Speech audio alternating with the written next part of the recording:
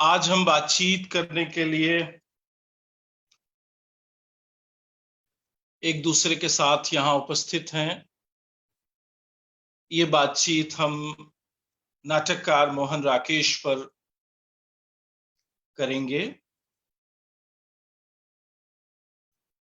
इससे पहले Rajpal and sons के इस फेसबुक पेज पर 3 मई को मैं आषाढ़ का एक दिन पर आपसे बातचीत कर चुका हूं और उस बातचीत को हमारे साथियों का, दर्शकों का और श्रोताओं का बहुत प्यार मिला है और बहुत ही अच्छी प्रतिक्रियाएं उस बातचीत पर हमें मिली हैं। राजपाल एंड सन्स की ओर से सबसे पहले मैं आप सभी का जो इस बातचीत में हमारे साथ जुड़े हैं, मैं स्वागत करता हूं। मैं खुद निजी तौर पर आप सभी हमारे और दर्शकों का अभिनंदन करता हूं। मुझे ठीक से जांचने का तो ये मौका नहीं मिला है, लेकिन शायद आज आषाढ़ का पहला दिन है और इसलिए ये विशेष है अवसर कि हिंदी में आषाढ़ को एक बहुत महत्वपूर्ण शब्द के रूप में स्थापित करने, एक महत्वपूर्ण प्रतीक और के रूप, बिंब के रूप में स्थापित का श्रेय जिस लेखक को जाता है वो लेखक मोहन राकेश हैं। मोहन राकेश का पहला नाटक आषाढ़ पर केंद्रित था। आषाढ़ को एक बहुत ही महत्वपूर्ण प्रतीक और रूपक के रूप में हमारे सामने रखता था और आषाढ़ का एक दिन एक ऐसा नाटक था जिससे अनेक लोगों का, अनेक इतिहासकारों का, आलोचकों का और विवेचकों का ऐसा मानना है कि वास्तविक हिंदी नाटक, वास्तविक आधुनिक हिंदी नाटक और रंगमंच की शुरुआत होती है। मोहन राकेश के नाटककार रूप के बारे में बातचीत करते समय सबसे पहले हमें इस बात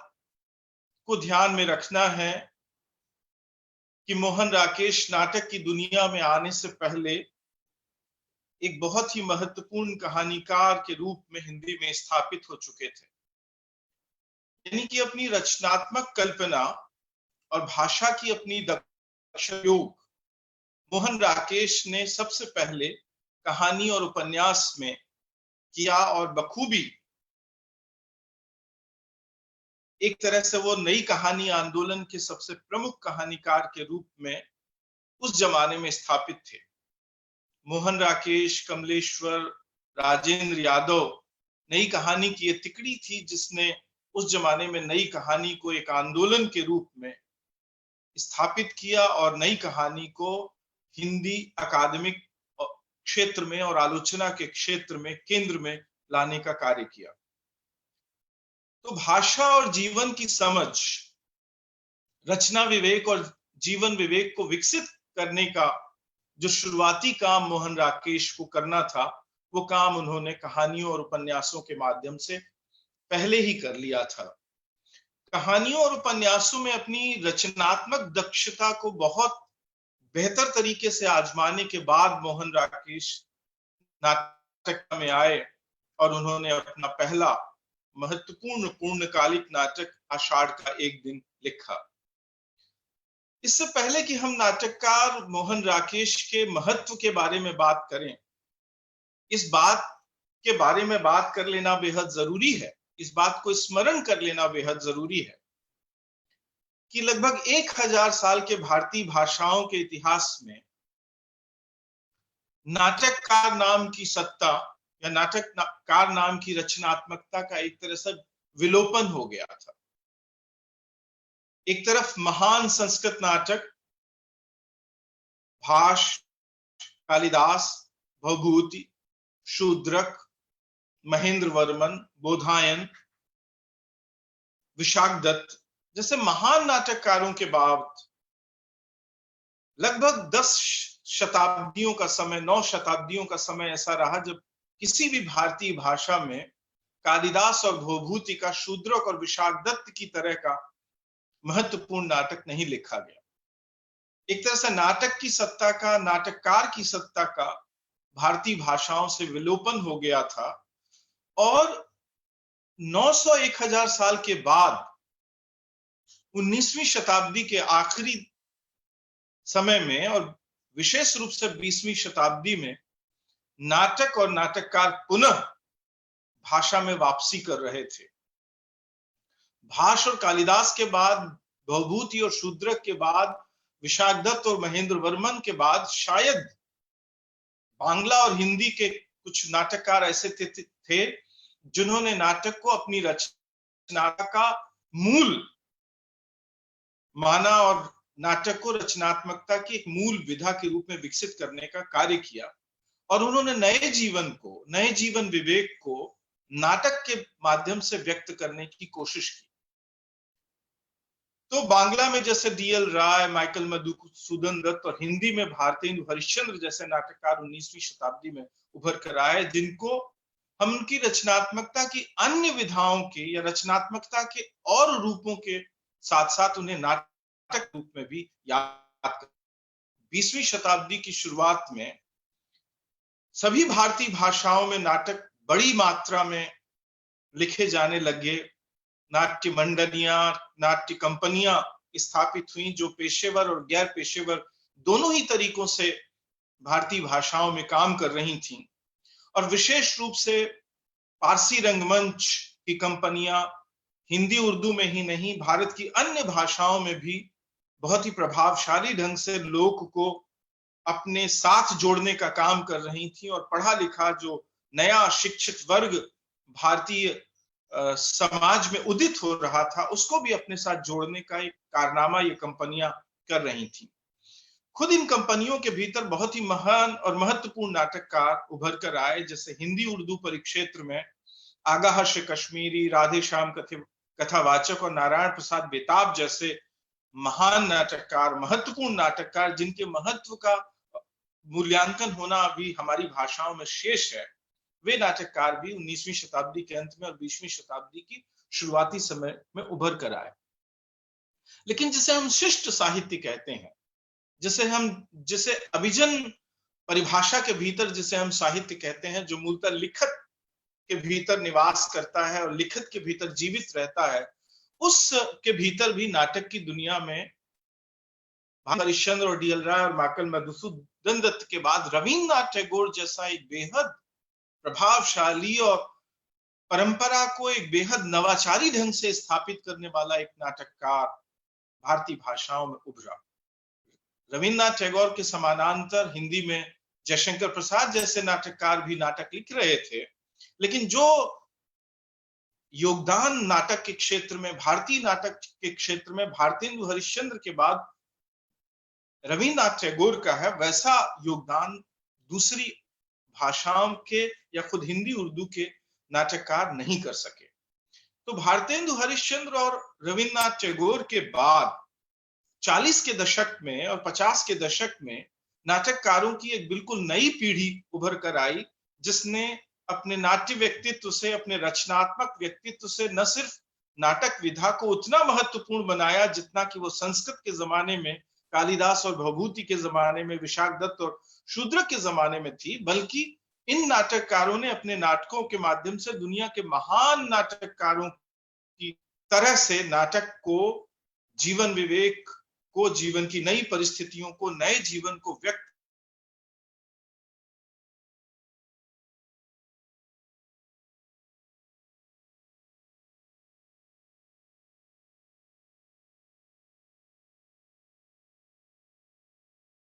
उस जमाने में भारतेंदु हरिश्चंद्र और रविन्द्रनाथ टैगोर बात 50 के दशक में उभर कर आते हैं, यानी 50 से 60-62 के बीच। पहले कौन नाटक उभर कर आया, किसके नाटक पहले खेले गए,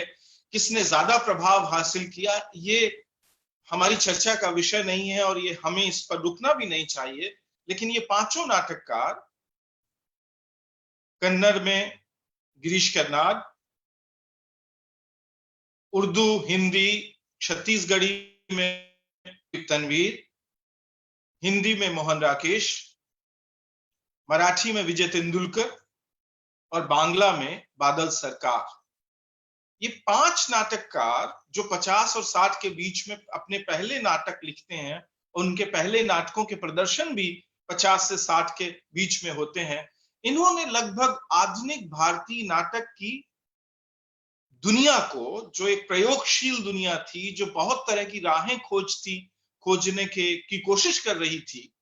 उस दुनिया को एक बिल्कुल नई ऊंचाई, एक बिल्कुल जीवंतता और एक ऊर्जस्वता दी। ये वे नाटककार हैं जिन्होंने नाटक को एक स्वतंत्र विधा के रूप में कविता, कहानी, उपन्यास जैसी लोकप्रिय विधाओं के सामने स्थापित किया। आप देखेंगे कि विजय तेंदुलकर, गिरीश कर्नाड और हबीब तनवीर, बादल सरकार जैसे रचनाकार मूलतः अपनी अपनी भाषाओं में और भारतीय साहित्य के परिदृश्य में अपने नाटकों के कारण ही जाने जाते हैं। ऐसा नहीं कि उन्होंने दूसरी विधाओं में लेखन नहीं किया। मोहन राकेश ने कहानियां और उपन्यास लिखी, विजय तेंदुलकर ने भी कहानियां लिखी, उपन्यास लिखे, लेकिन ये सारे के सारे नाटककार भारतीय भाषाओं में और आधुनिक भारतीय परिदृश्य में जाने जाते हैं, पहचाने जाते हैं तो नाटककारों के लिए। इसलिए ये नाटककार, ये 5 नाटककार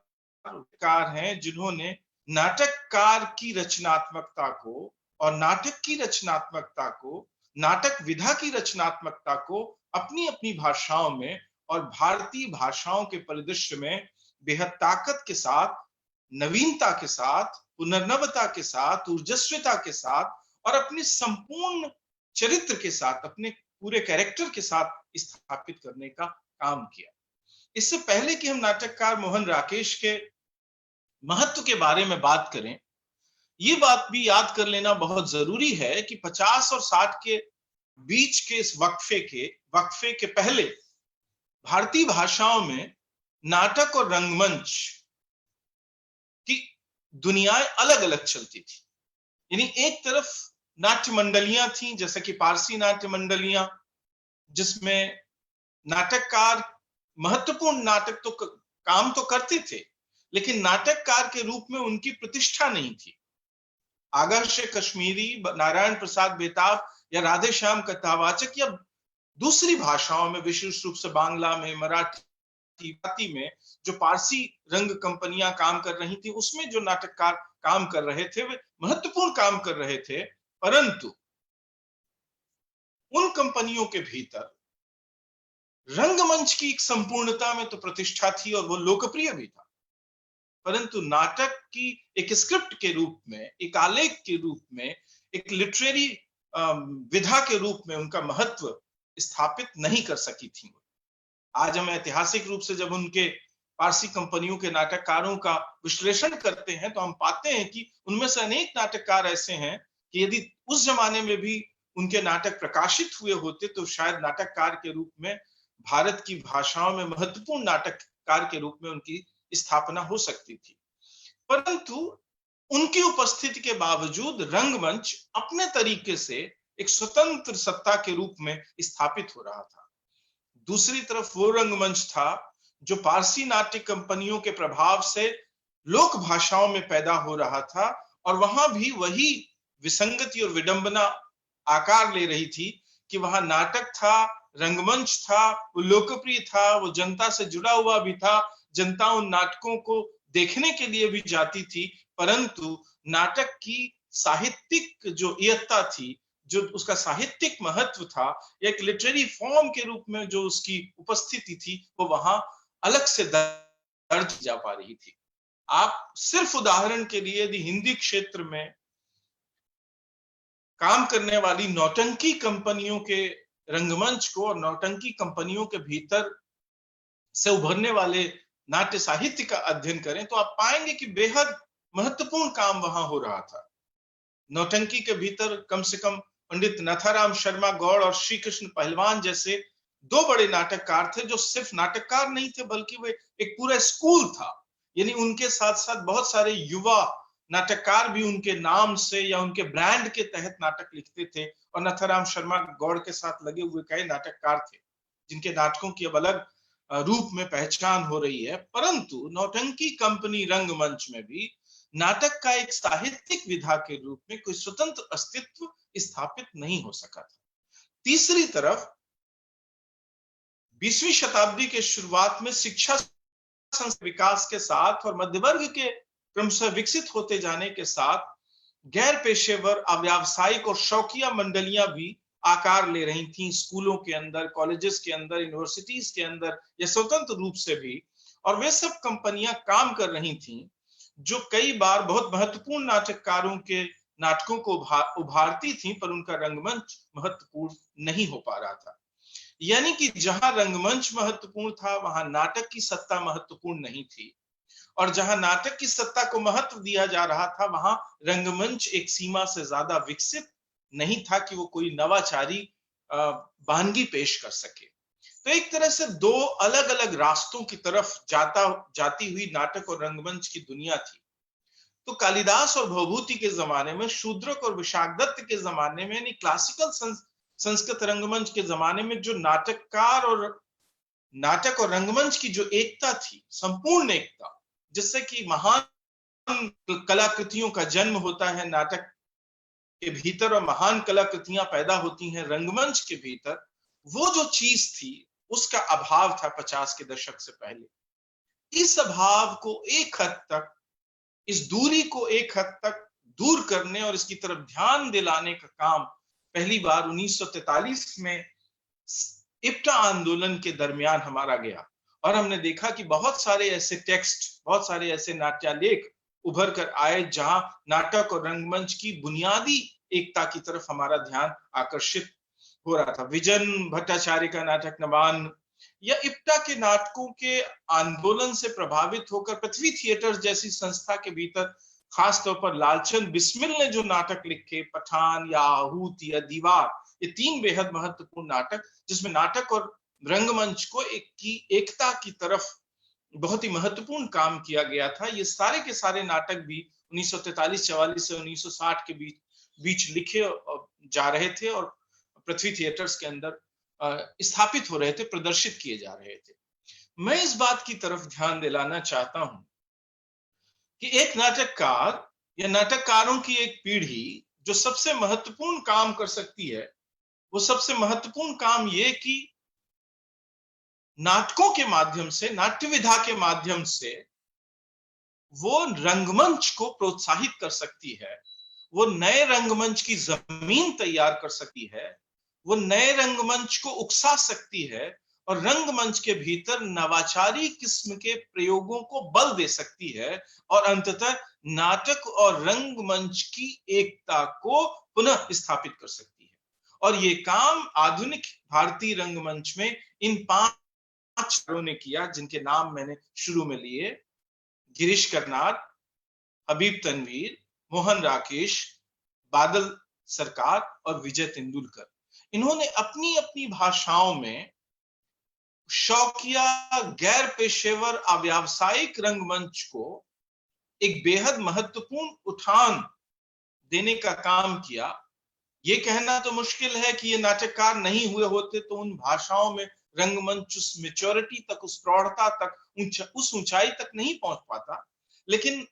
ये तो निश्चित रूप से कहा जा सकता है कि 1950 और 60 के दशक में भारत की इन भाषाओं में रंगमंच को जो ऊंचाई प्राप्त हुई, रंगमंच जिन नए रास्तों की खोज की और नए रंगमंच में एक जिस तरह की नवता और नवाचार का प्रवेश हुआ, वो सब कुछ के पीछे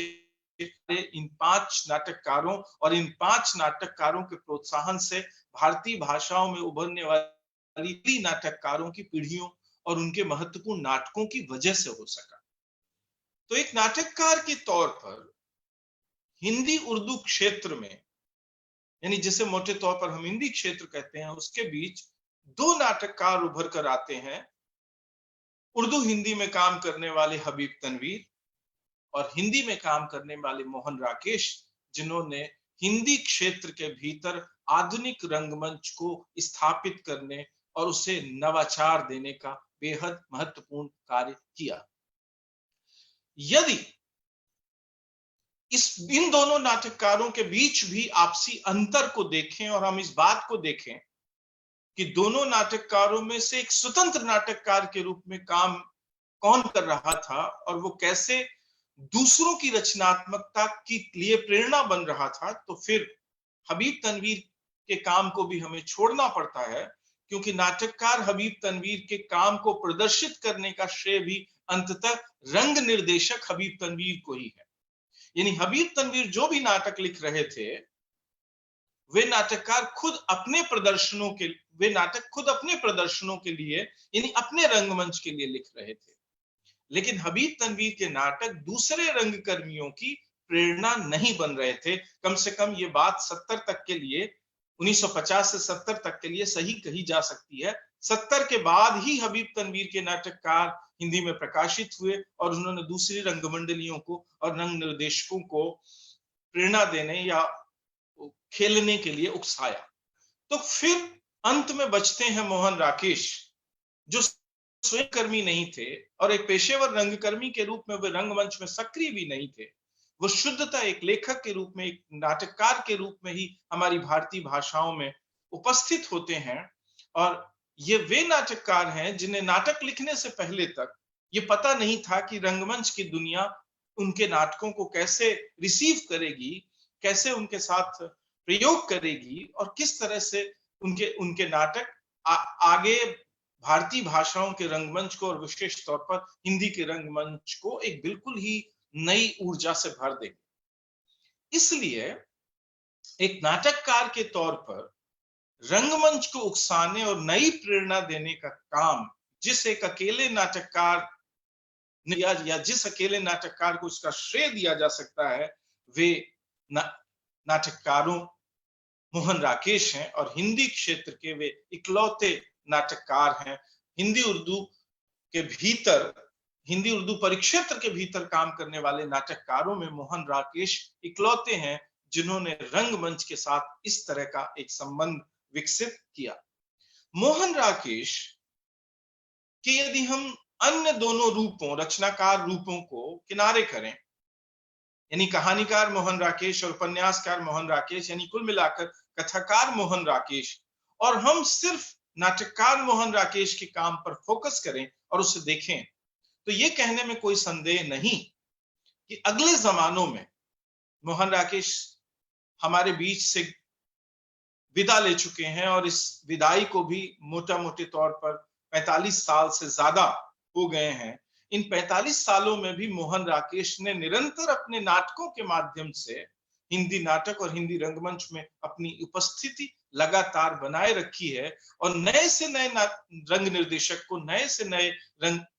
अभिनेता को और नए से नई रंग मंडली को भी उकसाने का काम मोहन राकेश करते रहे। मोहन राकेश ने पहली बार आधुनिक हिंदी रंगमंच पर इस बात की स्थापना की कि नाटक सिर्फ एक पठनीय आलेख मात्र नहीं है, यानी नाटक सिर्फ पढ़े जाने के लिए नहीं है। आप देखेंगे कि यह दुर्घटना हिंदी के मोहन राकेश से पहले के प्राय सभी बड़े नाटककारों के साथ हुई, जो नाटककार उस जमाने तक मान्यता प्राप्त थे या लोकप्रिय थे। आचार्य रामचंद्र शुक्ल ने हिंदी साहित्य का इतिहास लिखते हुए आधुनिक युग के जिन नाटककारों की भी चर्चा की है, हिंदी नाटककारों की चर्चा, उनमें से एक भी नाटककार ऐसा नहीं है जिसे उस जमाने तक रंगमंच पर अबाध तरीके से खेला जा सकता रहा हो और जिसने रंगमंच को उकसाया हो, रंगमंडलियों को उकसाया हो और जिसके नाटकों का मंचन रंगमंच में पूरी सफलता के साथ किया जाता रहा हो। ज्यादातर नाटक अंततः अध्यापकों, शिक्षा संस्थाओं, विद्यार्थियों और हिंदी क्षेत्र में रिसर्च करने वाले, पढ़ने पढ़ाने वाले लोगों के पढ़ने के काम ही आते रहे। ये नाटक महत्वपूर्ण होंगे एक साहित्यिक आलेख के रूप में, लेकिन वो ये बताने में असमर्थ थे कि वो उपन्यास नहीं है, वो कविता नहीं है, वे नाटक हैं। और नाटक पढ़े जाने के लिए नहीं बल्कि मंच पर खेले जाने के लिए होते हैं। यानी किसी भी नाटक के आलेख की पूर्णता उसके पढ़े जाने में और एक पाठ के रूप में उसके महत्व में नहीं है, बल्कि इस बात में है कि उसे रंगमंच पर कैसे पूरी सफलता के साथ प्रस्तुत किया जा सकता है और रंगमंच में प्रस्तुत करते हुए कैसे वो दर्शकों को, भावकों को और प्रेक्षकों को उस जीवन बोध तक ले जाता है, उस जीवन विवेक तक ले जाता है, उस जीवन सत्य तक ले जाता है, जो जीवन सत्य, जो जीवन बोध सिर्फ और सिर्फ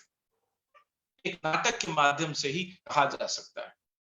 ऐसे बहुत तरह के जीवन चित्र हो सकते हैं, जीवन कथाएं हो सकती हैं, जीवन के विवेक का और जीवन के बोध का वो हिस्सा है जो एक साथ कई विधाओं में विन्यस्त किया जा सकता है या कई तरीकों से पेश किया जा सकता है। एक ही जीवन कथा को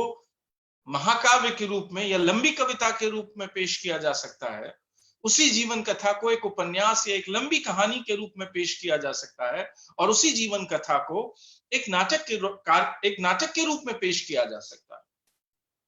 परंतु नाटक उपन्यास नहीं है, नाटक एक लंबी कहानी नहीं है, नाटक एक महाकाव्य या लंबी कविता भी नहीं है। ये बात सिद्ध करने, यानी नाटक को अपनी पूर्ण कलात्मकता के साथ एक स्वतंत्र विधा के रूप में स्थापित करने का श्रेय जिस एक नाटककार को हिंदी में है, उस नाटककार का नाम मोहन राकेश है। और मोहन राकेश ने अपने 3 नाटकों, आषाढ़ का एक दिन, लहरों के राजहंस और आधे अधूरे के माध्यम से नाटक की इस स्वतंत्रता को, नाटक की इस विशिष्टता को, नाटक की इस अद्वितीयता को, नाटक की इस अनुपमता को हिंदी में पूरेपन के साथ स्थापित करने का काम किया। मोहन राकेश ने हमें यह बताया कि नाटक का काम सिर्फ कथा कहना नहीं है। कथा तो उपन्यास के माध्यम से या महाकाव्य के माध्यम से या एक दास्तान के माध्यम से या एक गाथा के माध्यम से ही कही जा सकती है, परंतु हम नाटक के भीतर जो जीवन कथा, जो जीवन परिस्थिति, जो जीवन चरित्र कह रहे हैं, वो इस तरह से सिर्फ और सिर्फ नाटक विधा के भीतर ही पेश किया जा सकता है या कहा जा सकता है। ये जो उसकी विशिष्टता है, इसको स्थापित करने का, इसको पूरेपन के साथ बताने का श्रेय जिस नाटककार को जाता है वो मोहन राकेश हैं, जिन्होंने, मैं पुनः इस बात को दोहराकर कह देता हूं कि जिन्होंने नाटक विधा की स्वतंत्रता को, उसकी विशिष्टता को, उसकी अद्वितीयता को, उसकी अनुपमता को हिंदी में नाटक पढ़ने वालों के बीच और विशेष रूप से नाटक देखने वालों के बीच स्थापित की। इस तरह भारतेंदु हरिश्चंद्र के बाद संभवतः मैं तो पूरे विश्वास से कह सकता हूं कि मोहन राकेश ऐसे पहले नाटककार हैं जिन्हें हम एक पूरा पक्का नाटककार कह सकते हैं। ये नाटककार बहुत सारी नई बातें लेकर हमारी भाषा के बीच आता है। नाटक अपनी पुरातन दोस्तियों को चलाते हुए, यानी नाटक विधा जिन 2 विधाओं के साथ भाषाओं में विकसित हुआ, वो दुनिया भर की भाषाओं में ये 2 विधाएं थीं, कविता और दास्तान गोई, यानी किस्सा यानी कथा। कविता और कथा के साथ नाटक यानी कि रंगमंच का शुरुआती विकास हुआ है। यानी दुनिया की प्रत्येक भाषा में जबकि लिखित साहित्य नहीं होगा और साहित्य को लिखित रूप देने की प्रक्रियाएं भी नहीं रही होंगी, तब से ये 3 चीजें, कविता, कथा और नाटक, एक साथ चली आती हैं अपनी अपनी भाषाओं में, अपनी अपनी भाषा संस्कृतियों के भीतर। और उसमें भी ये तीनों एक दूसरे के साथ जुड़ती हैं, तीनों एक दूसरे के साथ हैं और तीनों एक दूसरे के साथ गलबहियां करती हैं और तीनों कभी कभी एक दूसरे को ओवरलैप कर जाती हैं। यदि भाषाओं के इतिहास में देखें तो महाकाव्य एक भी है और एक भी कथा भी,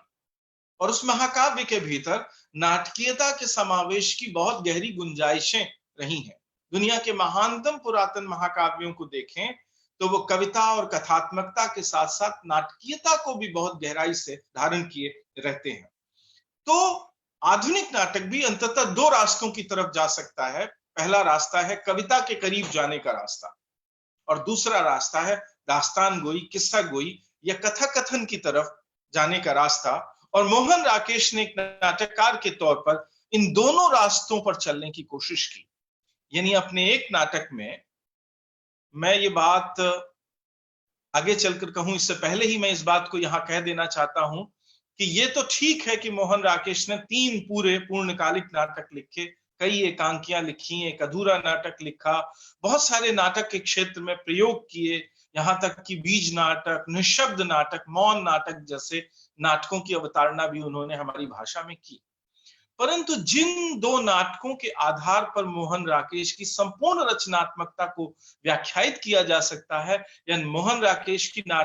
नाटकीय क्षमता के या नाटककार के रूप में उनकी क्षमता के भी जो शीर्ष हैं, वे 2 नाटक हैं, आषाढ़ का एक दिन और आधे अधूरे। ये बात बेहद दिलचस्प है कि ये दो भिन्न रास्तों के नाटक हैं। यानी आषाढ़ का एक दिन में मोहन राकेश नाटक की पुरातन दोस्ती जिस विधा के साथ है, यानी कविता के साथ, उस तरफ जाने की कोशिश करते हैं, और नाटक का जो दूसरी सबसे पुरातन दोस्ती है, यानी कथा या किस्सा गोई के साथ, आधे अधूरे में वो उधर की तरफ जाने की कोशिश करते हैं। और इन दोनों कोशिशों के बावजूद अंततः मोहन राकेश एक कथाकार या एक कवि में रूपांतरित नहीं होते, बल्कि वे एक संपूर्ण नाटककार या स्वतंत्र नाटककार या एक अद्वितीय अनुपम नाटककार के रूप में ही बने रहते हैं। अंततः ये दोनों कृतियां भी न कविता है, न उपन्यास, न कथा, ये दोनों अंततः संपूर्ण नाटक ही हैं। कैसे मोहन राकेश ने अपने पहले ही नाटक से रंगमंच को उकसाया, ये हिंदी रंगमंच के इतिहास में आज एक कहानी है। आषाढ़ का एक दिन लिखे जाने के तुरंत बाद हमारे रंगकर्मियों का ध्यान इस बात की तरफ गया, इस लेख की तरफ गया, जिसे हिंदी रंगमंच का इतिहास लिखने वाले हमारे बहुत सारे इतिहासकारों ने, विवेचकों ने अपनी भिन्न भिन्न पुस्तकों में अलग अलग तरीकों से व्यक्त किया है। बिल्कुल नए तरह की डिबेट हिंदी के भीतर छिड़ गई कि क्या आषाढ़ का एक दिन को सफलतापूर्वक मंच पर किया जाए या ये सफलतापूर्वक मंच पर नहीं किया जा सकता। श्यामानंद जालान ने संस्था अनामिका के माध्यम से जब इसका करने का विचार मन में रखा, तो खुद की उनका नाट्य समूह के ज्यादातर सदस्य बात से सहमत नहीं थे कि मोहन राकेश का ये नाटक मंच पर बेहद बेहतर तरीके से खेला जा सकता। परंतु श्याम जालान की वजह आषाढ़ का एक दिन कलकत्ता में अनामिका द्वारा खेला गया और सफलतापूर्वक खेला गया। और जिस एक बात ने एक नया रास्ता हिंदी में खोला, वो ये बात है कि एक नाटककार खुद उपस्थित होकर नाट्य मंडली के बीच जाकर नाट्य मंडली की रचनात्मकता सीखता है और नाट्य मंडली रचनात्मकता से अपने नाटक को बेहतर बनाने की कोशिश। लहरों के राजहंस के अनुभव के बारे में बात करते हुए श्यामानंद जालान ने विशेष रूप से इस बात को रेखांकित किया है। यानी पहला प्रदर्शन करने वाला, आषाढ़ का दिन का प्रदर्शन करने वाले श्यामानंद जालान ने लहरों के राजहंस के प्रकाशन से पहले ही, जैसे ही उन्हें यह सूचना मिली कि ये नाटक प्रकाशित हुआ है, उन्होंने इसे करने की ठानी और उन्होंने मोहन राकेश को कलकत्ता किया इस नाटक के प्रदर्शन के लिए। और जिस तरह से मोहन राकेश ने लहरों के राजहंस नाटक पर उनकी मंडली के बीच रहकर काम किया, वो एक बहुत दिलचस्प और प्रेरणादायक अनुभव था। और श्यामानंद जालान ने जिससे बाद में इस घटना को याद किया, उन्होंने बताया कि कैसे मोहन राकेश एक नाटककार के तौर पर बेहद संवेदनशील थे और वे एक नाट्य विधा को अपनी पूरी गंभीरता और गहराई के साथ लेते थे, और कैसे वे बहुत व्यग्र और उत्तेजित रहते थे, और कैसे वे अपने नाटकों के साथ भीतरी तौर पर बेहद इन्वॉल्व रहते थे और बेहद रहते थे। यहाँ की नाटक प्रदर्शन की छोटी छोटी बारी में भी वो दिलचस्पी रखते थे और छोटी छोटी बारीकी भी रंगमंडली के साथ, अभिनेता के साथ, शिल्पकारों के साथ, चित्रकारों के साथ और रंग के साथ शेयर करते थे। श्यामानंद जालान के वे अनुभव हमारी भाषा में व्यक्त हो चुके हैं और वे दस्तावेज के रूप में हमारे सामने उपलब्ध हैं। उन्हें ध्यान से पढ़ने पर इस बात की ताकीद होती है, इसका प्रमाण मिलता है कि कैसे मोहन राकेश ने लहरों का राजहंस हुए और फिर बाद में ओम शिवपुरी के अनुभव से जो दिल्ली कर रहे अंतर नाम की से दोनों गैर पेशेवर नाट्य मंडलियां थी, 50, 60 और 70 के में हिंदी क्षेत्र में बेहद महत्वपूर्ण कर रही थी। एक से उन्होंने हिंदी रंगमंच के लिए बिल्कुल नए तरह का आंदोलन कर दिया था। इन दो संस्थाओं ने और दोनों संस्था साथ साथ करीब 1 दर्जन और दूसरी संस्थाओं जो भारत के विभिन्न हिस्सों में नगरों और महानगरों में काम कर रही थी। तो श्यामानंद जालान के वे अनुभव जो लहरों का राजहंस के हैं, मोहन राकेश के साथ एक नाटककार के तौर करने के, और ओम शिवपुरी के वे अनुभव जो आधे अधूरे के दौरान के हैं, 1969-70 के, उन दोनों अनुभवों को जिनका दस्तावेजीकरण हिंदी में किया है, बहुत ध्यान से पढ़ने पर इस बात को हम बहुत गहराई से समझ पाते हैं कि कैसे मोहन राकेश अपने नाटकों को लेकर बहुत ही गंभीर और बहुत अधिक, जिसे कहते हैं कि बहुत फोकस्ड थे, बहुत संकेंद्रित थे और छोटी छोटी बातों का, भाषा के एक एक किनारी का, भाषा की एक एक हरकत का, नाटक के भीतर अभिनेता की या पात्र की एक एक हरकत का, बारीक हरकत तक का वे ध्यान रखते थे। ये दोनों निर्देशक हमारे और इसके साथ और भी बहुत सारे निर्देशक हमें बताते हैं कि कैसे मोहन राकेश संवाद लिखते समय या लिखने के बाद खुद उसे उच्चरित करके देखते थे और शब्दों में फेर करते थे। पॉज, विराम, अन्वय, क्रम, उतार चढ़ाव, ये सब कुछ वो खुद बोल बोल कर दोहराते थे, देखते थे और अपनी ओर से संतुष्ट होने के बाद वो उन संवादों को अभिनेताओं के माध्यम से जीवित होता हुआ देखते थे और उस विन्यास को, यानी भाषा अभिनेता की देह में की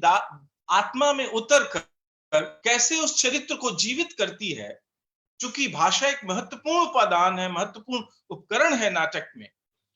उपन्यास के भीतर, कविता के भीतर भाषा का प्रयोग भिन्न ढंग से होता है। कविता के भीतर हमेशा स्थित रहता है,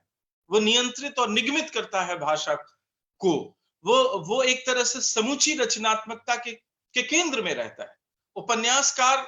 ये तो करता है कि अपने पात्रों को और जीवन को बीच बीच में उपस्थित कर देता है, लेकिन उपस्थित करके खुद पीछे हट जाता है। लेकिन कभी कभी जब चरित्र और परिस्थितियां उसके हाथ के अंतर्द्वंद को या किन्हीं विशिष्ट परिस्थितियों को व्यक्त न कर पा रहे हो, तो एक कथाकार के रूप में, कथावाचक के रूप में उपन्यास में खुद उपस्थित होकर उनके बारे में बता सकता है। लेकिन नाटक एक ऐसी विधा है जहां लिखने के बाद रंगमंच पर आते ही नाटककार को संपूर्णतः अनुपस्थित हो जाना होता है, यानी कि पूरी की पूरी रचनात्मकता मंच पर उपस्थित पात्रों के माध्यम से ही अभिव्यक्त होती है। इसलिए वे गतिविधियां जो नाटक में दिखाई गई हैं, वो संवाद जो नाटक में लिखे गए हैं, उनके माध्यम से ही जीवन का, जीवन कथा का, जीवन चित्र का, जीवन की परिस्थितियों का, चरित्रों का, पात्रों का, मनस्थितियों का, द्वंद्व का, अंतर्द्वंद्व का, उतार चढ़ाव का, भावनात्मक घात प्रतिघात का समूचा प्रकटन संवादों और दैहिक व्यापारों माध्यम से ही हो सकता है। इस बात की इतनी सूझबूझ भरी गहरी समझ थी मोहन राकेश को, इसीलिए वे भाषा को बहुत ही गहराई से खुद करके देखते थे और अंततः वो ये प्रयोग करते थे कि ये भाषा, ये संवाद, ये हरकत विधि, ये कार्य व्यापार मंच पर और अभिनेता की देह और आत्मा में उतरकर जीवित होता है या नहीं, उसके भीतर वो उपज पाता है या नहीं, और इस भाषा के माध्यम से, इस संवाद के माध्यम से वो संबंधित पात्र या अपनी देह और अपनी आत्मा में पूरी तरह धारण करके ग्राहीकरण करता है या नहीं। यानी कि भाषा एक माध्यम है जिसके माध्यम से अभिनेता जीवन कथा को, जीवन परिस्थितियों को, मनस्थितियों को, यानी कि चरित्र को आभ्यंतरित करता है, भीतर ले जाता है, अंतःकरण तक, आत्मा तक और देह तक, और फिर वो उसको भीतर ले जाकर उसका बाहर प्रकटन करता है संवादों और अपनी देह भाषा के माध्यम से। यानी आंगिक और वाचिक के माध्यम से, आहार्य के माध्यम से वो अंततः पूरे पूरे जीवन को प्रकट करता है। भाषा, दैहिक व्यापार, क्रिया व्यापार, कार्य व्यापार, हरकतें नाटक के भीतर एक बेहद महत्वपूर्ण रोल, इस बात को हिंदी में इस तरह से इतनी तीक्ष्णता के साथ, इतनी के साथ स्थापित करने का काम मोहन राकेश ने किया। और से बताते हैं वे निर्देशक जिन्होंने मोहन राकेश के साथ उन दिनों में काम किया। जो तीसरी सबसे महत्वपूर्ण बात है नाटककार मोहन राकेश के बारे में, वह है कि मोहन राकेश अंततः एक यथार्थवादी नाटककार है। इस बात को बार बार दोहराया जाता है, बार बार कहा गया है और बार बार इसे रेखांकित किया गया है। असल में चूंकि यथार्थवाद शब्द का कथा कहानी के क्षेत्र में, यानी कहानी और विशेष रूप से उपन्यास की आलोचना के क्षेत्र में उपयोग होता है, इसलिए वहां उसका जो अर्थ है, रंगमंच के क्षेत्र में और नाटक के क्षेत्र में जब हम यथार्थवाद शब्द का इस्तेमाल करते हैं तो वो ठीक वही नहीं है जो हम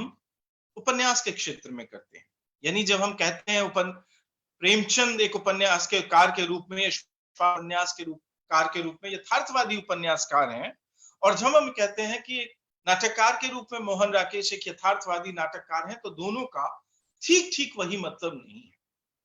रंगमंच और नाटक के क्षेत्र में यथार्थवाद मूलतः एक शैली है, एक शिल्प प्रविधि है,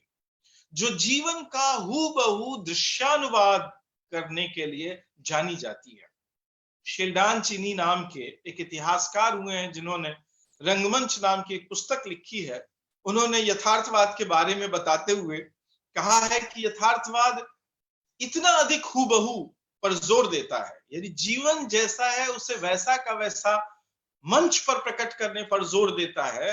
कि वो ये सोचता है कि यदि नाटक एक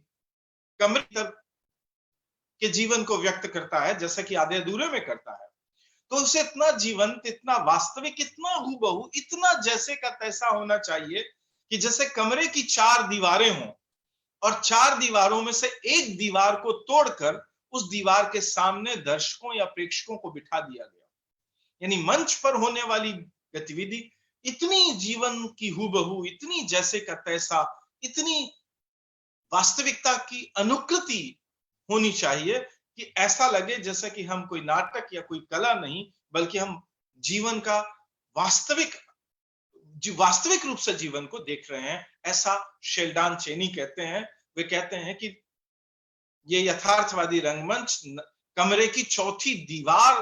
को तोड़ देने से बनता है, या कमरे की चौथी दीवार को तोड़ने के आदर्श से संचालित होता है। पर इस यथार्थवाद में भी पूरी दुनिया में यथार्थवादी नाटक लिखे गए, पूरी दुनिया की भाषाओं में यथार्थवादी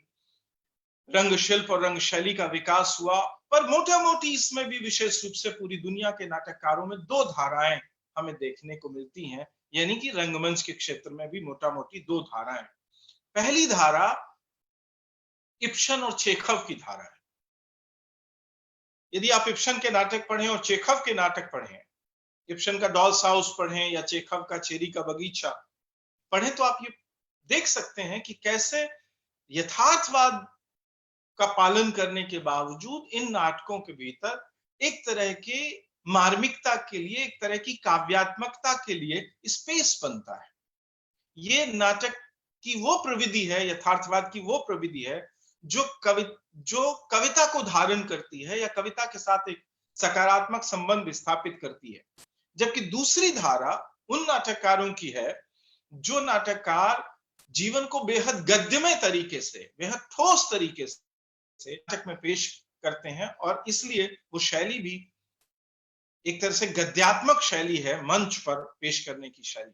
मोहन राकेश ने इन दोनों धाराओं के महान आदर्शों को धारण किया और दो तरह के, जैसा मैंने कहा पहले कि उनके दो महान नाटक आषाढ़ का एक दिन और आधे अधूरे, असल में ये दो तरह के यथार्थवाद के नाटक हैं। आषाढ़ का एक दिन इब्सन और चेखव की परंपरा का यथार्थवाद है, जिसमें कविता के लिए, मार्मिकता के लिए, भावनात्मकता के लिए जगह है। यानी वो यथार्थवाद है जो महाकाव्यात्मकता के साथ, कविता के साथ एक तरह का संवाद कायम करता है। और दूसरी तरफ आधे अधूरे का यथार्थवाद है जो बेहद ठोस है, जो बेहद गद्यमय है और जो बेहद बेहद बेहद जीवन के एक अकाव्यात्मक अनुवाद से निर्मित होता है। मोहन राकेश ने दो अलग अलग प्रयोगों के माध्यम से दोनों रास्तों पर चलने की कोशिश की और अब समय बताता है हमें कि अंततः मोहन राकेश किस रास्ते पर चलकर ज्यादा सफल हुए। मैं एक व्यक्ति के रूप में, एक विद्यार्थी के रूप में, एक अध्येता के रूप में, एक प्रेक्षक के रूप में 50 साल मोहन राकेश की अनुपस्थिति के 50 साल लगभग होने को हैं, इसमें मैं देखता हूं कि अंततः आधे अधूरे का यथार्थवाद समय के साथ आगे संचरित नहीं होता, वो समय के साथ आगे गमन नहीं करता और वो एक सीमा पर जाकर अंततः एक दीवार खड़ी कर लेता है या अंततः वो रोकता है लोगों, नएपन को या नए लोगों को उसकी तरफ आने से। इसीलिए आप देखेंगे कि नए निर्देशक, नए अभिनेता आधे अधूरे की तरफ आकर्षित नहीं होते, लेकिन समय बीतने के साथ भी आषाढ़ का एक दिन की तरफ नाटक का नाट्य मंडलियां, निर्देशक आकर्षित होते हैं और आज भी कस्बों से लेकर नगरों और महानगरों तक बिल्कुल नए से नए रंगकर्मी को भी आकर्षित करने की क्षमता खुद मोहन राकेश के जिन नाटकों में है, उनमें आषाढ़ का एक दिन है। मुझे याद है कि 94,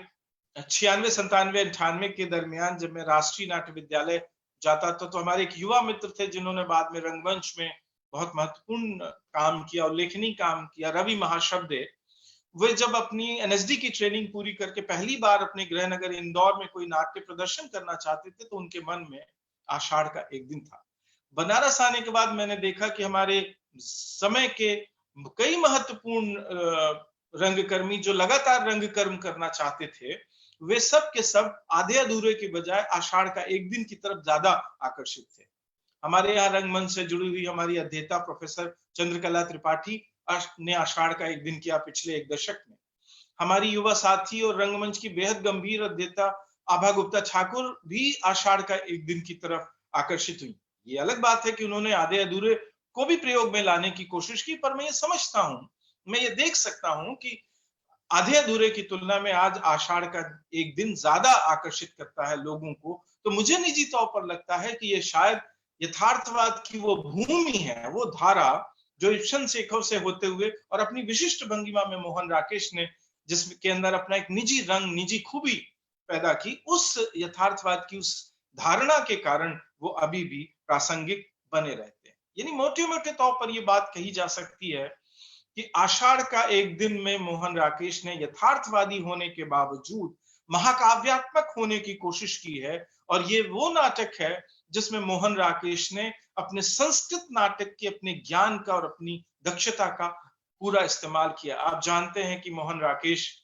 संस्कृत में एमए कर रहे थे, यद्यपि उन्होंने संभवतः मेरी जानकारी के अनुसार उन्होंने एमए पूरा नहीं किया और उन्होंने संस्कृत के अनेक महत्वपूर्ण नाटकों को हिंदी में रूपांतरित और अनुदित करने का काम किया, जिसमें अभिज्ञान शाकुंतलम और मक्षकटिक जैसे दो महत्वपूर्ण नाटक हैं संस्कृत के। तो वो जो जानकारी है, जो ज्ञान है उनका संस्कृत नाटक और रंगमंच का, यानी जो इपिकल थिएटर का जो कॉन्सेप्ट है हमारे क्लासिकल रंगमंच में, मोहन राकेश ने आषाढ़ का एक दिन में उसके साथ भी संवाद करने की कोशिश की और उन्होंने एक अपने यथार्थवाद को, यानी यथार्थवाद की वैश्विक धारा को एक बिल्कुल निजी रंग, निजी तेवर और एक निजी रूप देने की एक कोशिश की।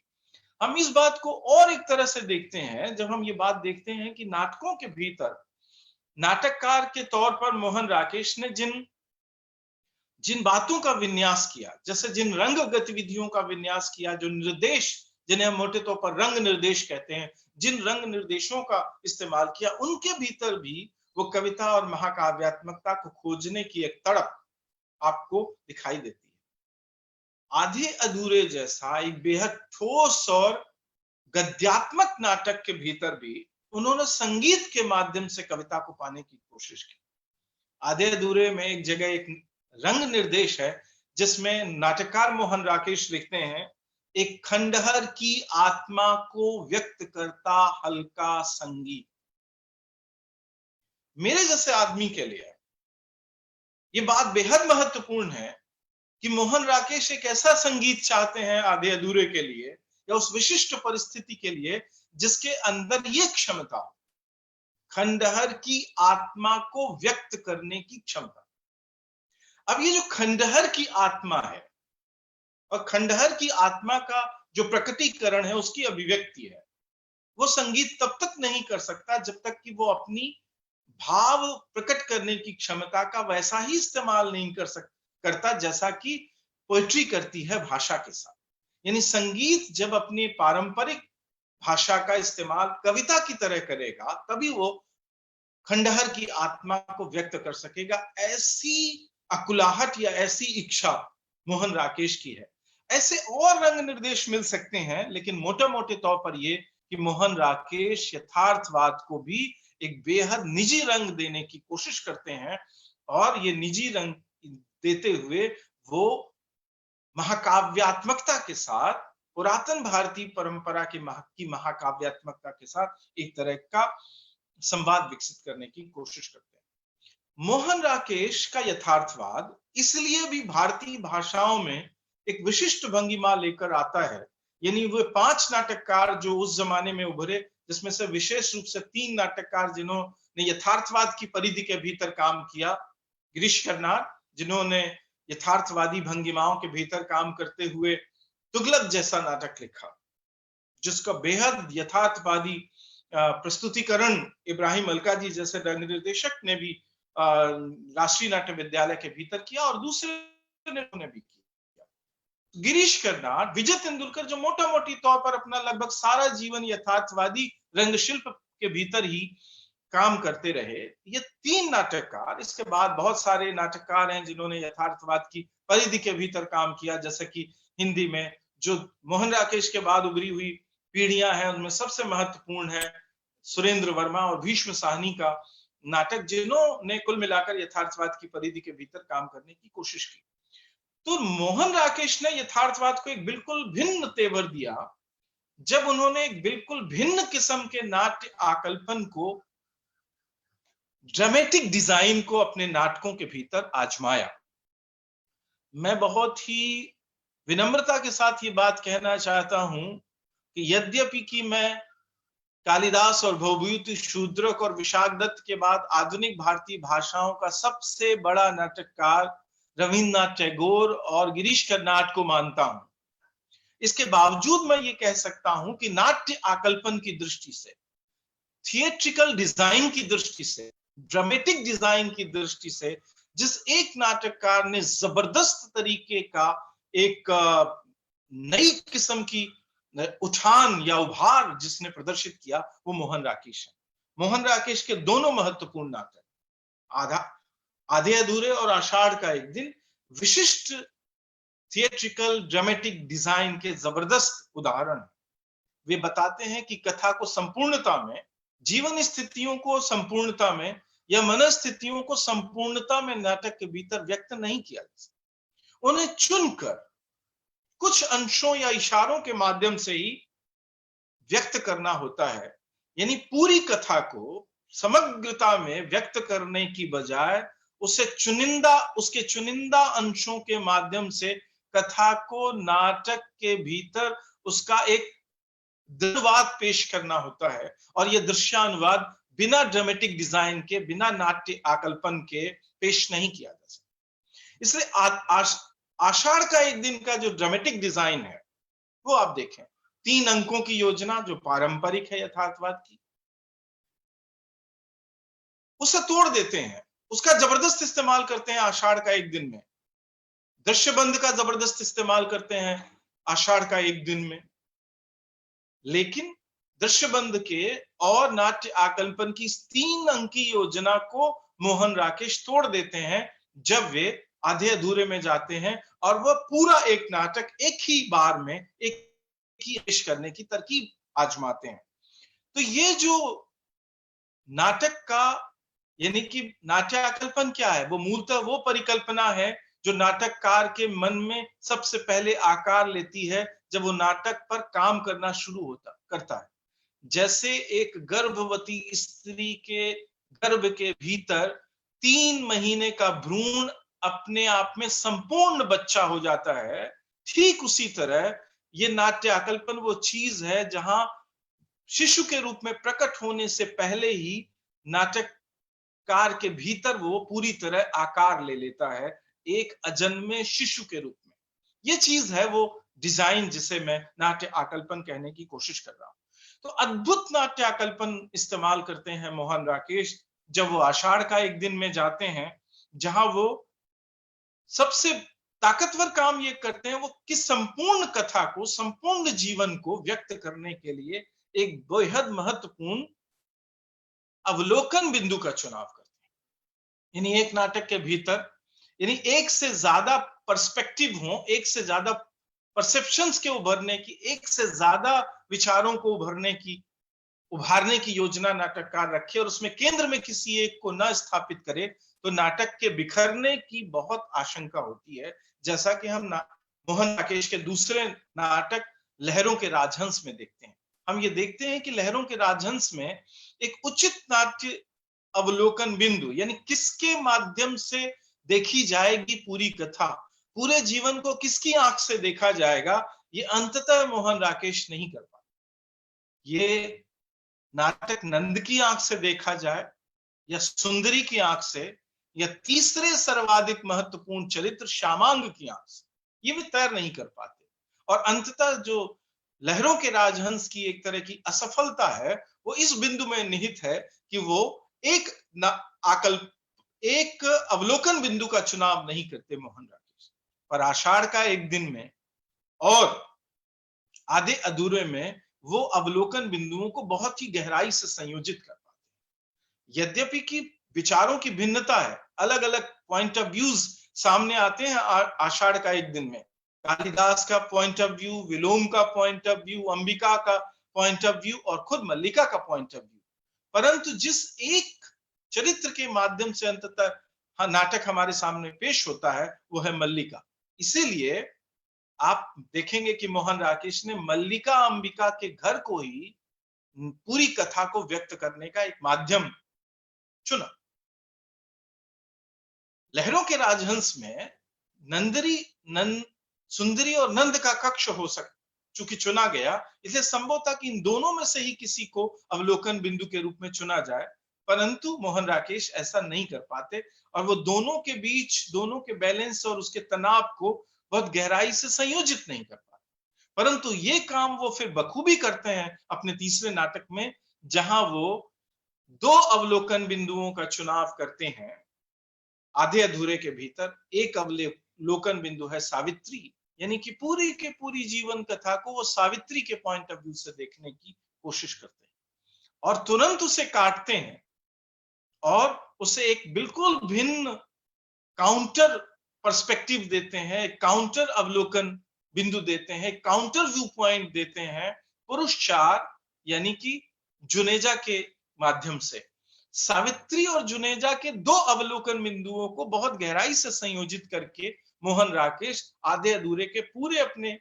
विचार को, जो आधे अधूरे के माध्यम से वो व्यक्त करना चाहते हैं, वो उससे उभार कर हमारे सामने रख पाते हैं। इसलिए नाट्य आकल्पन की दृष्टि से वे बेहद महत्वपूर्ण नाटककार हैं जो हमें बताते हैं कि एक अवलोकन बिंदु का चुनाव करने से या 2 अवलोकन बिंदुओं को आपस में एक दूसरे के सामने रखकर संयोजित करने से, यानी पात्रों के चलने की, पात्रों को आमने सामने या साथ साथ रखकर भी अपने पॉइंट ऑफ व्यू को, अपनी बात को कहा जा सकता है। ये सारी की तरकीबें आजमा कर मोहन राकेश नाट्य आकल्पन की एक बिल्कुल ही एक नई दुनिया हमारे सामने खोल देते हैं। कालिदास और विलोम को आमने सामने रख के, मल्लिका और कालिदास को संयुक्त रूप से एक साथ रख के, अंबिका और कालिदास को आमने सामने रख के, अंबिका और कालिदास को आमने सामने रख के, ये काम वो आषाढ़ का एक दिन में करते हैं, और यही काम अंततः अपने तीसरे और महत्वपूर्ण नाटक आधे अधूरे में करते हैं, जहां अंततः उसके केंद्र में सावित्री है, परंतु एक डिफरेंट पॉइंट ऑफ व्यू के लिए, एक बेहद ताकतवर दूसरे पर्सपेक्टिव और पॉइंट ऑफ व्यू के लिए वहां तनेजा को भी उपस्थित किया गया। ये नाट्य कल्पन की योजना और अंततः यथार्थवाद की योजना के साथ जो सबसे महत्वपूर्ण चीज है जो यथार्थवादी कला में महत्व रखती है, वो है दृश्यबंध की कला। आप देखेंगे कि मोहन राकेश अपने इन दोनों महत्वपूर्ण नाटकों में, आषाढ़ का एक दिन और आधे अधूरे में, जिस दृश्यबंध को चुनते हैं, वो दृश्यबंध बेहद महत्वपूर्ण है, और वो स्वयं भी संपूर्ण जीवन कथा को, जीवन स्थितियों को, मनस्थितियों को, जीवन के उतार चढ़ाव को व्यक्त करने का एक बेहद महत्वपूर्ण साधन हो जाता है। यानी यदि हम आषाढ़ का एक दिन में अंबिका मल्लिका के घर में आने वाले, मल्लिका अंबिका के घर के प्रकोष्ठ में आने वाले परिवर्तनों को ध्यान देते हैं, जो 3 अंकों में क्रमशः बदलता जाता है और क्रमशः जर्जर और क्षीण होता जाता है, तो जैसा कि प्रकोष्ठ की पूरी यात्रा, प्रकोष्ठ में आने वाले परिवर्तन सिर्फ प्रकोष्ठ में या भौतिक परिवर्तन नहीं है, बल्कि वो मल्लिका के जीवन में, मल्लिका अंबिका के जीवन में आने वाले परिवर्तनों की भी पूरी एक वानगी, एक तस्वीर पेश कर देते हैं। आधे अधूरे के भीतर जो दृश्यबंध है, यानी एक बंद कमरे का दृश्यबंध जिसमें कई दरवाजे, आप देखेंगे कि बेहद महत्वपूर्ण योजना है कि सावित्री महेंद्रनाथ का घर एक ऐसा घर है जिसमें अंदर और बाहर जाने के कई दरवाजे। आप देखेंगे कि दरवाजों और की वो जो योजना है, वो असल में बहुत सारे ऑप्शंस की, विकल्पों की उपस्थिति की तरफ हमारा ध्यान आकर्षित करती है। और ये जो दृश्यबंध है आधे अधूरे का, जो एक बेहद ठोस दृश्यबंध है, वास्तविक दृश्यबंध है, गद्यात्मक दृश्यबंध है, उस दृश्यबंध के भीतर जो जीवन का महेंद्रनाथ, सावित्री, किन्नी, बिन्नी और अशोक, यानी एक पूरे परिवार के जीवन की जो टूटन है, जो अव्यवस्था है, उसका जो बिखराव है, उनके जीवन में एक खास तरह की जो उदासी है, यानी मोटे मोटे तौर पर कहूं जो उसकी अकविता जैसा जो उनका जीवन है, उस जीवन को व्यक्त करने के लिए जो दृश्यबंध चुना है, पुरानापन, उसके रंग रोगन उधर चुका है, चीजें बिखरी पड़ी हैं, उनमें कोई आंतरिक व्यवस्था का अभाव है, उनमें कोई जीवंतता का अभाव, उनमें से कोई भी चीज उत्साह पैदा नहीं करती। वो फाइलें हैं तो धूल पड़ी हुई है, वो कप है तो टूटा हुआ है, वो उलट पुलट यूं है, वो पूरा का पूरा बिखराव और अव्यवस्था जो दृश्यबंध के माध्यम से प्रकट होता है, वो वस्तुतः महेंद्रनाथ और सावित्री और उनके बच्चों, यानी उनके परिवार के का संपूर्ण जो जीवन सत्य है, और जो मानसिक, जो भीतरी दुनिया है उनकी, उनको भी वो दृश्यबंध अपने पूरे तौर पर प्रकट करने की क्षमता रखता है। इसलिए दृश्यबंध का एक बेहद खूबसूरत इस्तेमाल, बेहद कलात्मक इस्तेमाल करने की कोशिश बड़ी दक्षता के साथ मोहन राकेश ने की। बात बेहद महत्वपूर्ण है, चूंकि मैंने के बारे में बात करते हुए अकविता शब्द इस्तेमाल किया है कि वो जो जीवन है वो अकविता जैसा जीवन। तो मैं ये बात कहना चाहती, आषाढ़ का एक दिन में जो जीवन है वो नई कविता का जो रूमानी संसार है, नई कविता के भीतर 2 धाराएं हैं, एक जिसका नेतृत्व असाध्य वीणा जैसी कविता के माध्यम से अज्ञेय करते हैं, और दूसरे जो भूल गलती और अंधेरे में जैसी कविताओं के माध्यम से मुक्तिबोध करते हैं। परंतु आषाढ़ का एक दिन में वो अकविता का वो रुमान है, अब कविता के जमाने का वो रुमान, जिसे हम अपने पूरेपन के साथ असाध्य वीणा जैसी कविता में प्रकट होते हुए देखते हैं। खूबसूरती, कोमलता, सुरुचिरता, एक भीतरी भावुकता, रोमान, एक प्रकृति संबद्धता, ये सब कुछ जैसे कि आषाढ़ का एक दिन और असाध्य वीणा का जो नई कविता का भाव है, उन दोनों के बीच में कोई एकता है। तो ठीक उसी तरह मैं ये बात देख सकता हूं कि आधे अधूरे, यानी 1968, 69, 70 का ये नाटक जब ये लिखा गया और मंच पर पहली बार पेश किया गया, तो ये चौधरी और धूमिल जैसे कवियों के द्वारा स्थापित की जा चुकी कविता को, जिसे मोटे तौर पर अकविता कहा जाता है, उसके बाद का समय। कविता ने उस संपूर्ण जीवन सुरुचि को, उस सुरुचि बोध को पूरी तरह खंडित कर दिया, उस पर बेहद गहरा करारा आक्रमण किया, जो जिसका निर्माण नई कविता के जमाने में मुक्तिबोध और गिरजा कुमार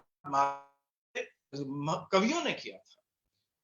जैसे राजकमल चौधरी और धूमिल ने कविता के भीतर उस सुरुचि को, उस रोमान को तोड़ा और उसे एक संपूर्ण मोहभंग के रूप में पेश किया, वैसा ही एक तरह से जीवन के प्रति जो एक सकारात्मक भविष्य कुछ हो सकता है, भविष्य में कुछ बेहतर हो सकता है, ये जो भाव है, इसको पूरी तरह टूट जाता है आधे अधूरे के भीतर, और एक ऐसा जीवन है जो पूरी तरह गद्यात्मक है, जो पूरी तरह बिखरा, यानी मैं जिसे पूरी तौर पर कह सकता हूं कि ये रोमान के अंत को व्यक्त करने वाला और संपूर्ण मोहभंग को व्यक्त करने वाला एक नाटक है, जो एक परिवार कथा के माध्यम से हमारे सामने आता है। ये मोहभंग एक परिवार कथा के माध्यम से पेश हुआ है, परंतु ये वस्तुतः उस जमाने की, यानी आधुनिक जमाने की जितनी भी मोह की वस्तुएं हैं, चाहे वो समाज हो, चाहे राष्ट्र राज्य हो, चाहे वो लोकतंत्र हो, चाहे वो आजादी हो, चाहे वो भविष्य हो, चाहे वो स्वप्नशीलता हो, वो चाहे बेहतर की उम्मीद हो, इन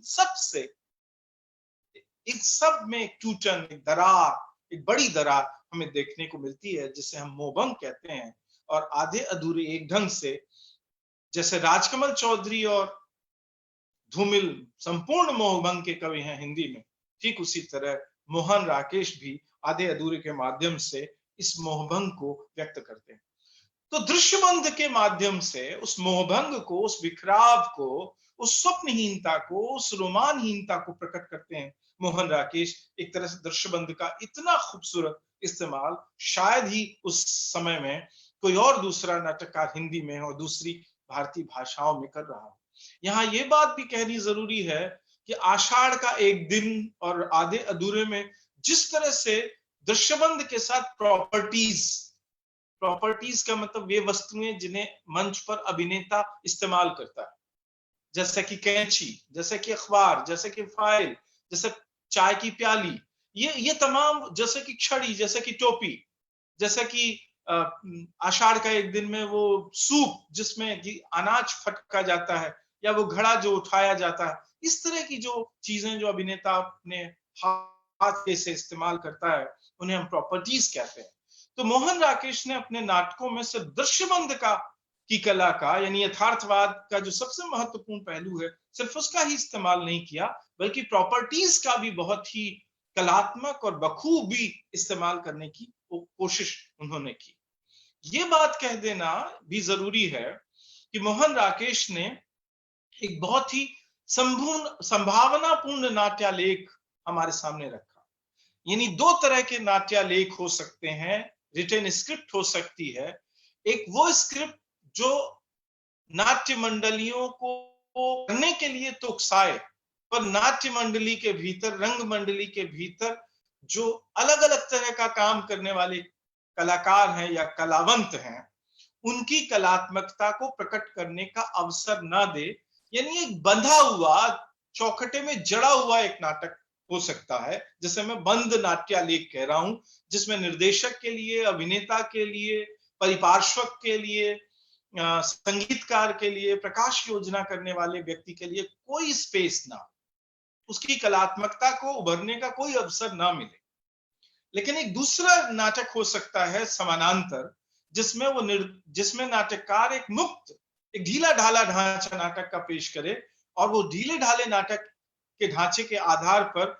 निर्देशक, अभिनेता, संगीतकार, परिपार्श्वक, बहुत तरह के शिल्पी जो नाटक रंगमंडली के भीतर काम करते हैं और कलाएं जो नाटक के भीतर इस्तेमाल की जाती हैं, उन सब की कलात्मकता को उभरने का, जैसे हमारी परंपरा में, संगीत की परंपरा में जिसे उपज कहा जाता है, उपज का अवसर मिले। मोहन राकेश के ये दोनों नाटक, बल्कि तीनों नाटक एक तरह से कहे जा सकते हैं, जो ऐसे नाटक हैं जो रंग मंडलियों को अपनी अपनी कला प्रदर्शित करने का, यानी ये बात समझना बहुत जरूरी है कि रंगमंच कोई एकल कला नहीं है। रंगमंच एक ऐसी कला है जो एक संयुक्त कला है, जो समुच्चय कला है, जिसके भीतर बहुत तरह की कला एक साथ काम करती हैं और एक दूसरे के साथ रहकर वो रंगमंच का निर्माण करती हैं। संगीतकार, परिपार्श्वक, वास्तुशिल्पी, दृश्यबंधकार, मूर्तिकार, चित्रकार, प्रकाश परिकल्पक, वेशभूषा बनाने वाले लोग, केश विन्यास बनाने, बहुत तरह की कलाओं के लिए उसके भीतर, संगीत बनाने वाले बहुत तरह की कलाओं के लिए अवसर होता है। मोहन राकेश के नाटक, विशेष रूप से आषाढ़ का एक दिन, एक ऐसा नाटक है जो बहुत ही संभावनापूर्ण नाट्यालेख है। यानी इन तीनों नाटकों में भी जिस नाटक के भीतर सबसे ज्यादा ओपननेस है, मुक्तता है और संभावना है दूसरों की कला को प्रोत्साहित करने के लिए, वो आषाढ़ का एक दिन है। यदि हम रंगमंच के इतिहास पर गौर करें तो आषाढ़ का एक दिन का पहला प्रदर्शन करने वाले श्यामानंद जालान और दूसरा प्रदर्शन करने वाले इब्राहिम अलकाजी के अनुभवों से इस बात को हम बहुत अच्छी तरह से समझ सकते हैं कि कैसे परिपार्श्वक निर्देशक, अभिनेता को पूरी तरह से अपनी एक नएपन के साथ और खुलने का अवसर मिलता है। ये ठीक बात है कि यथार्थवाद मूलतः बंद संदूकिया प्रेक्षागृह के लिए, यानी जो जो जो आमतौर पर विश्वविद्यालयों में नाट्यगृह बने होते हैं जो तीन तरफ से बंद होता है, तीन तरफ की दीवारों वाले, उनके लिए लिखे गए हैं ये सारे के सारे नाटक। पर बंद संदूकी प्रेक्षागृह के लिए लिखे जाने के बावजूद इब्राहिम अलकाजी जैसे बड़े नाटककार ने, जिन्होंने हिंदी में अभी काम करना शुरू ही किया था, उन्होंने जब आषाढ़ का एक दिन मंच पर प्रदर्शित किया तो उनसे बंद संदूकिया प्रेक्षागृह को छोड़ दिया और एक दिन का प्रदर्शन मुक्त आकाश में किया, मुक्ताकाशी रंगमंच पर किया। यानी कि वो रंगमंच जो प्रकृति के बीच में संभव होता है। उन्होंने एक लॉन के बीच में एक चबूतरे, उस दृश्यबंध का निर्माण करके जो आषाढ़ का एक दिन में है, उसके बीच आषाढ़ का एक दिन की अंबिका कालिदास की संवेदना को प्रकट किया। यानी नाटककार की जो मूल है, बंद संदूकिया रंगगृह की प्रेक्षागृह योजना छोड़ दिया इब्राहिम अलकाजी ने और उन्होंने मुक्ताकाशी रंगमंच को अपनाया। नाटक में आमतौर पर हम पूरी दुनिया के यथार्थवादी रंगमंच के इतिहास में ये बात होते हुए नहीं देखते कि यथार्थवादी नाटकों के भीतर पार्श्व संगीत की गुंजाइश तो होती है, यानी बैकग्राउंड म्यूजिक की, लेकिन मंच पर होने वाले संगीत की आमतौर पर इस्तेमाल की कोई गुंजाइश नहीं होती और गीतों के लिए आमतौर पर गुंजाइश नहीं होती, गाने नहीं गाए जा सकते। ये सिर्फ और सिर्फ पारंपरिक, दुनिया भर के जो पारंपरिक रंगमंच हैं, जैसे विशेष तौर पर एशिया का जो रंगमंच है, उनके भीतर ही भारतीय रंगमंच, चीनी रंगमंच, जापानी रंगमंच, ईरानी रंगमंच के बीच ये खूबी है कि वहां मंच पर बहुत ही धड़ल्ले से गीत और संगीत और नाची, नटबाजी और नटगिरी जैसी कलाओं का प्रदर्शन होता है। और इब्राहिम अलकाजी जैसे यथार्थवादी रंग निर्देशक ने भी जब आषाढ़ का एक दिन का प्रदर्शन, तो उन्होंने पारंपरिक लोकगीत को आषाढ़ का एक दिन में इस्तेमाल किया बैकग्राउंड से। उस जमाने की बहुत महत्वपूर्ण अभिनेत्री सुधारी, जिन्हें हमने बाद में सिनेमा में भी देखा, उन्होंने लोकगीत का गायन किया और ये लोकगीत था भोजपुर इलाके में, यानी भोजपुरी भाषा के इलाके में इस्तेमाल होने वाला बेहद लोकप्रिय गीत विदेशिया। ये वो गीत है जो पारंपरिक तौर पर भिखारी ठाकुर के बाद स्त्री की आंतरिक वेदना को, विरोह को और उसकी करुणा को व्यक्त करने के लिए इस्तेमाल होती। मोहन राकेश ने उसकी रचना नहीं की, लेकिन इब्राहिम काजी ने एक विदेशिया सुधा शिवपुरी से गवाया, कई बार उसके अंश अंतरे गाए गए नाटक के भीतर, और जिस विदेशिया के माध्यम से मल्लिका के विछोह को, उसके विरह को, उसकी आंतरिक वेदना और करुणा को व्यक्त इब्राहिम अलकाजी ने। ठीक इसी तरह आषाढ़ का एक दिन के उसी प्रदर्शन की प्रकाश योजना करने वाले जीएन दास गुप्ता ने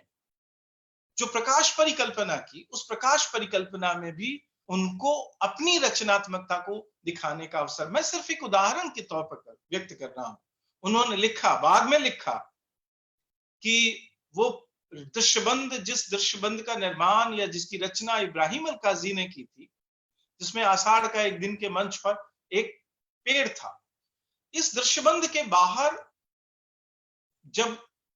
एक अंक के बाद पूरी तरह लाइट फेड आउट होती है, यानी लाइट पूरी तरह बंद हो जाती है, तो जीएन दास गुप्ता ने पूरी तरह मंच के अंधेरे में डूब जाने के बाद एक सूखे हुए पेड़ के ऊपर लाइट डाली और पूरे अभिनेत दर्शकों को सिर्फ एक दृश्य दिखाई दे रहा था, और वह है एक सूखा हुआ पेड़। ये जो योजना है, ये मोहन राकेश की मूल योजना का हिस्सा नहीं। इसे संभव बनाया प्रकाश परिकल्पक जीएन दासगुप्ता ने, और जिसके माध्यम से, सूखे हुए पेड़ के माध्यम से, उन्होंने सूखती हुई करुणा, सूखती हुई भावुकता और सूखता हुआ जीवन जो मल्लिका का है, उसको व्यक्त करने में पूरी तरह कामयाबी हासिल की। यानी जो बात मैं मूलतः इस आपके सामने रखना चाहता था, वो बात ये कि मोहन राकेश यथार्थवाद का इस्तेमाल करते हुए एक ऐसा संभावनापूर्ण और मुक्त लचीला नाट्यालेख हमारे सामने रखते हैं, जिस नाट्यालेख के भीतर दूसरे कलाकारों, कलावंतों को, जो अपनी अपनी कला में पारंगत हैं परंतु रंगमंच में काम करते हैं, उन्हें अपनी कला दिखाने का और अपनी कला की क्रिएटिविटी, रचनात्मकता दिखाने का अवसर मिलता है। मैं कह चुका हूं कि मोहन राकेश एक ऐसा नाट्यालेख लिखते हैं जिसमें भाषा का इतना संयत और गहरा प्रयोग करते हैं कि वो भाषा अभिनेता की देह में उपज सके और अभिनेता जीवन कथा को आभ्यंतरीकृत करके, चरित्र को अपनी देह और आत्मा में धारण करके, उस चरित्र को मंच पर जीवंत करके, उस जीवन कथा को संपूर्णता व्यक्त कर सके मंच पर। इसके लिए सबसे महत्वपूर्ण इंस्ट्रूमेंट होता है भाषा, यानी कि संवाद। और मोहन राकेश ने ऐसी भाषा में नाटक लिखने की कोशिश की जो अभिनेता की देह से, अभिनेता की आत्मा से उपज सके। यानी जब कोई अभिनेता उसे बोले तो वो कृत्रिम, बनावटी और अलंकृत ना लगे, बल्कि वो भीतर से आई हुई बात की तरह लगे। यानी कोई संवाद बोलते हुए नंद नंद की तरह लगे, सुंदरी सुंदरी की तरह लगे, मल्लिका और कालिदास विलोम, कालिदास मल्लिका और विलोम की तरह लगे, महेंद्र नाथ और जुनेजा सावित्री और किन्नी सावित्री की तरह भीतर से फील कर सकें और वो अपने दर्शकों के सामने उसे प्रकट कर सकें। इसलिए एक कलावंत में, एक शिल्पी रूप में, एक कलाकार के रूप में मोहन राकेश ने अपने नाटकों में जिस कला को संभव बनाया, वे यथार्थवाद की ऊंची और आला दर्जे की कला थी, जिसको एक बेहद सूझबूझ, गंभीरता, नवाचार करने वाला रचनाकार ही, नाटककार ही मंच पर इस तरह से पेश कर सकता था। आपने देखा कि मैंने अब तक मोहन राकेश के तीनों महत्वपूर्ण नाटकों में से किसी भी नाटक की वस्तु का, यानी अंतर्वस्तु का या कथा वस्तु का कोई विवेचन नहीं किया। मैंने सिर्फ उसके फॉर्म और उसकी कला का विश्लेषण किया। पर मैं ये कहना चाहता था कि कथ्य का नियोजन तभी हो सकता है, अंतर्वस्तु बेहद प्रभावशाली तरीके से तभी नाटक के भीतर विन्यस्त हो सकती है, जबकि उसकी कला साफ सुथरी और गहरी और बेहद सूझबूझ के साथ बनाई और बुनी गई हो। इस दृष्टि से मोहन राकेश बहुत आला दर्जे के नाटककार है। बहुत आखिरी हिस्से में इस बातचीत के मोहन राकेश के तीनों नाटक के अंतर्वस्तु पर या उनकी थोड़ी सी बातें कहकर इस बात को, पूरी बात समाप्त करना चाहता हूं। यानी हम इन तीनों नाटकों के माध्यम से 50 के दशक में उभरे हुए एक रचनाकार की चेतना को पकड़ने की कोशिश करें कि अंततः इन तीनों नाटकों को लिखने वाले मोहन राकेश का चेतन, उसकी सामाजिक विचारधारा, उसकी राजनीतिक विचारधारा, उसकी चेतन कैसा था, यदि हम इसको समझने की कोशिश करें तो हमें कुछ बहुत ही स्थूल किस्म के और कुछ बहुत ही सूक्ष्म किस्म के तरीके आजमाने होंगे, जिसके माध्यम से हम इसकी चेतन को यानी उनकी नियोजित धारा को और मोहन राकेश के अवचेतन को यानी चाहे ही प्रकट हुई बात हम पकड़ सकते हैं। आप देखेंगे मोहन राकेश के ये तीनों नाटक अंततः एक कक्ष को, एक कमरे को, एक प्रकोष्ठ को केंद्र में रखते हैं। अंबिका मल्लिका का घर, उसका बाहरी यानी कि दरवाजा पार करने के बाद पहला जो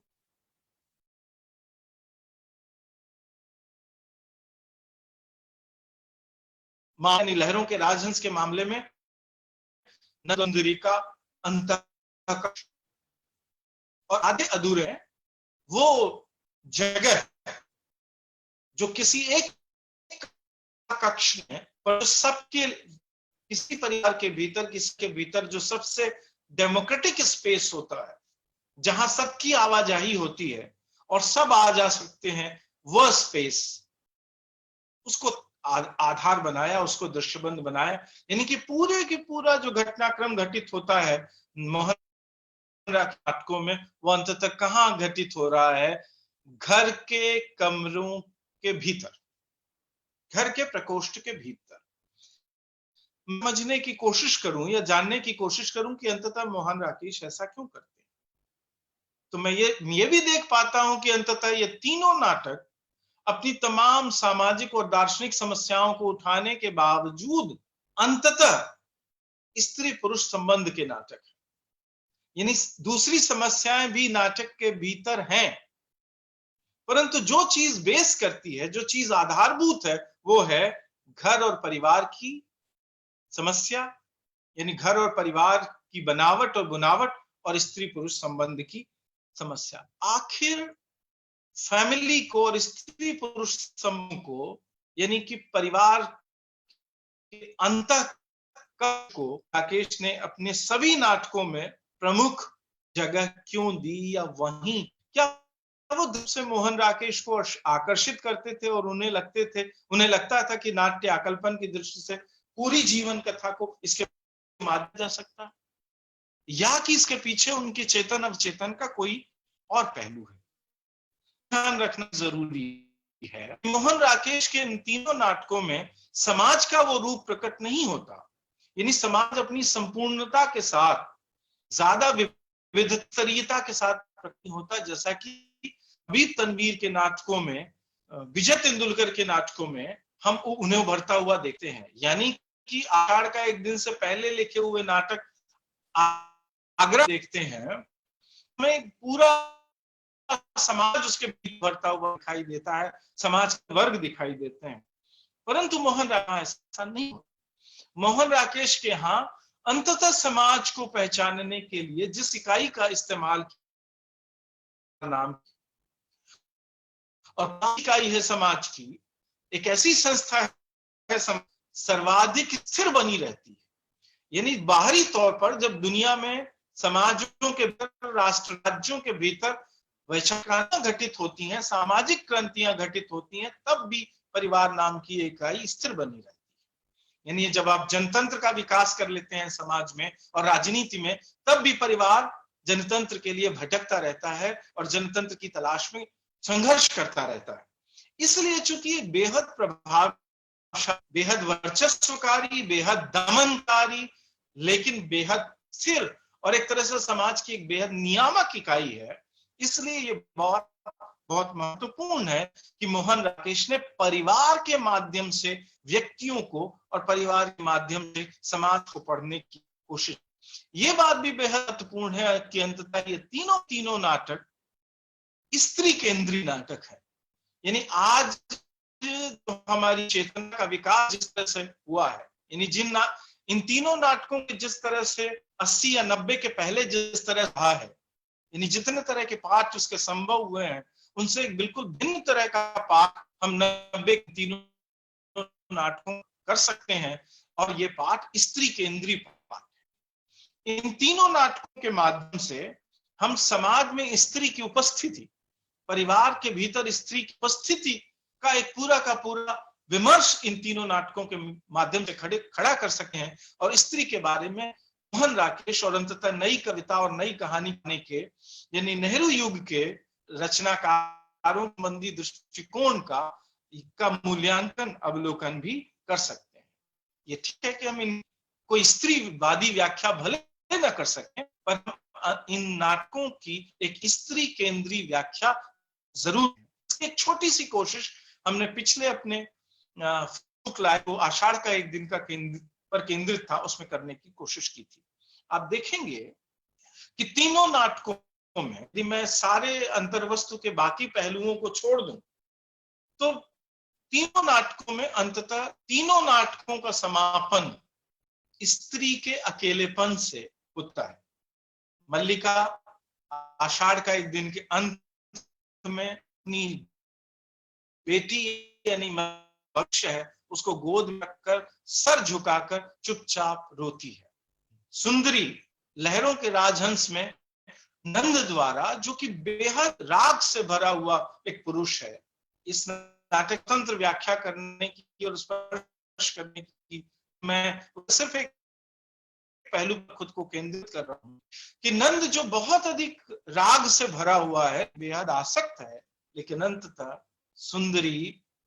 जो खुद से भरी हुई है, जीवन से भरी हुई है, अंततः घटना विशेष के बाद छोड़ दी जाती। ठीक इसी तरह अधूरे का समय से होता है।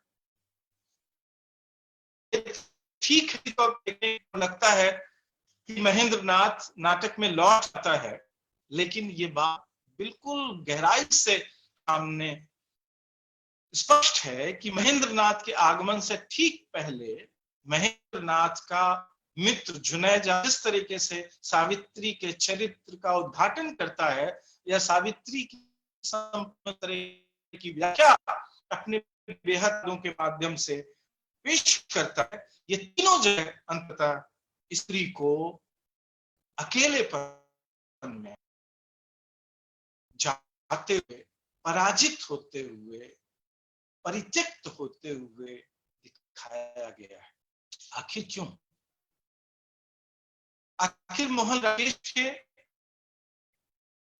इन तीन नाटकों में जो दोहराया घटनाक्रम है, स्त्री का अकेला, इसकी क्या व्याख्या संभव है? क्या ये व्याख्या समाज में स्त्री जो निर्मित हो रही है, जो बना रही है खुद को समाज से लड़ते हुए, अंततः के पारंपरिक ढांचों में ढले हुए पुरुषों छोड़े जाने या पुरुषों द्वारा साथ न दिए जाने के लिए अभिशप्त है? सुंदरी के संवाद जो लहरों के राजहंस के आखिरी संवाद हैं, वे बेहद महत्वपूर्ण हैं। सुंदरी नाटक के अंत में एक वाक्य को 2 बार दोहराती है। आप सबको याद है कि नंद को जबरदस्ती भिक्षु बना दिया है बुद्ध ने, और उसके साथ भिक्षु आनंद को लगा दिया है, और ये केश कट जाने की ये जो परिस्थिति बेहतरी तौर पर बेहद असमंजस में है, कुड़ा हुआ है वो, और जब वो केशहीन नंद जब पहली बार सुंदरी के सामने आता है तो सुंदरी अवाक हो जाती है, और सुंदरी का ये जो अवाक होना है, इसकी नंद एक खास तरह की व्याख्या करता है, और इस तरह की व्याख्या से वो सुंदरी के संपूर्ण जीवन राग को परिभाषित करने की कोशिश करता है। मैं ये संवाद आपके बीच पढ़ देता हूं। ये श्वेतांग का संवाद है जिसमें नंद की उस भाव का पता चलता है। वे चले गए हैं, नंद घर छोड़ सुंदरी को छोड़कर चला गया। उन्होंने कहा है कि वे अपने केशों की खोज में जा रहे हैं, जाकर तथागत से पूछना चाहते हैं कि उन्होंने उनके केशों का क्या, और यदि कुछ नहीं किया तो क्या उनके केश उन्हें लौटाए जा सकते हैं? उनकी पत्नी को केश आवश्यकता है, उनकी पत्नी को उन केशों की आवश्यक, ये बात श्वेतांग कहता है। यानी ये सेंस, ये बोध जाते समय अर्ध भिक्षुक नंद के भीतर है, जो भिक्षुक बढ़ रहा है। परंतु ये बात सुन सुंदरी की जो प्रतिक्रिया है वो बहुत महत्वपूर्ण है, और मैं इसे बहुत ही ताकत के साथ रेखांकित करना चाहता हूं इस बात को। यह कहा उन्होंने, इतना ही समझ पाए वे, जाओ तुम लोग, जाओ, मुझे इस समय एकांत चाहिए। इतना ही समझ पाए वे।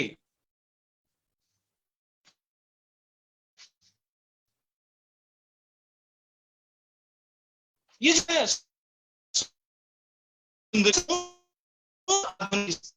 अपनी स्वतंत्रता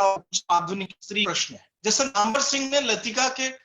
उस परिंदे नाम की कहानी के उस वाक्य के बारे में कहा कि ये युग प्रश्न है, उसी तरह सुनी का यह वाक्य जैसे युग का वाक्य, युगीन स्त्रियों का वाक्य है। इतना ही समझ पाए हैं वे, इतना ही तो समझ पाते हैं ये लोग, बस इतना ही तो उनकी समझ में आता है। एक ही वाक्य को तीन तरीकों से सुंदरी कही नंद के को संबोधित करके, और अंततः समूच जाति को संबोधित, सत्ता के ढांचे ढले हुए की तरफ इंगित करके इतना ही समझ पाते हैं ये लोग। ये बेहद महत्वपूर्ण, इसलिए सुंदरी के माध्यम से एक बेहद भिन्न तरीके से मोहन राकेश इस सवाल को बिल्कुल अलग ढंग से हमारे सामने स्थापित करते हैं। स्त्री के सत्य को और अधिक प्रभावशाली ढंग से और भिन्न तरीके से पेश करते हैं मोहन राकेश अपने अंतिम नाटक आधे अधूरे में। और मैं इस समय बोलते हुए भी इस संशय में भरा हुआ हूं कि अंततः मोहन राकेश का नाटक में, यानी अपने अंतिम नाटक में, स्त्री के प्रति, आधुनिक स्त्री के प्रति दृष्टिकोण क्या है। जब मैं ये देखता हूं कि अंततः नाटक समाप्त होता है जुनेजा द्वारा कहे गए वाक्यों के माध्यम से, यानी परसेप्शन जो कि स्त्री के रूप में सावित्री का मूल्यांकन और विवेचन करते हुए जुनेजा पेश किया है। सावित्री और उसकी बड़ी बेटी यानी अगले जमाने की स्त्री बिन्नी सामने,